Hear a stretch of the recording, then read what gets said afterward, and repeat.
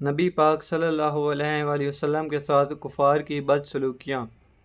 ایک روز رسول اللہ صلی اللہ علیہ وآلہ وسلم بیت اللہ میں نماز پڑھا رہے تھے کہ عقبہ بن ابی محیط آیا اور آتے ہی اپنی چادر اتار کر رسول اللہ صلی اللہ علیہ وآلہ وسلم کے گلے میں ڈال دی اور پیچ در پیچ دینے شروع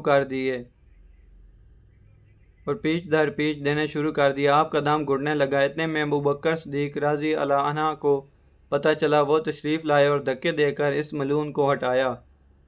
کفار مکہ نے آپ کو طرح طرح کی تکلیفیں دیں، کبھی جسم اطہار پر نجاستیں ڈالیں، کبھی گلے میں پھندا ڈال کر کھینچا، گھر کے دروازے کے سامنے کانٹے بچھائے تاکہ صبح سویرے جب آپ یا آپ کے بچے باہر نکلیں تو کوئی کانٹا پاؤں میں چبھ جائے، گالیاں دیں، قتل کے منصوبے بنائے، جسم اطہار کو لہو لہان کیا، قید میں رکھا، آپ کے صحن میں پکتے ہوئے کھانے پر گلاستیں پھینکیں، آپ کی شان میں اس قدر گستاخیاں کیں کہ اللہ کی پناہ، کبھی پاگل کہہ کر پکارا اور کبھی جادوگر، کبھی مذمم کہا اور کبھی شاعر۔ ابو لہب نے تو ایک مجلس میں یہاں تک کہہ دیا کہ محمد صلی اللہ علیہ وآلہ وسلم تیرے ہاتھ ٹوٹ جائیں، استغفر اللہ، نعوذ باللہ۔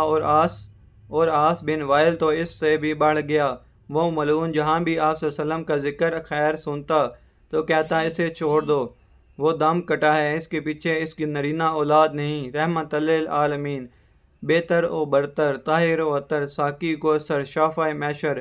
کبھی جواباً صرف اس قدر فرما دیا کرتے، اے فرزندان عبد مناف، حق ہمسائیگی خوب ادا کرتے رہو۔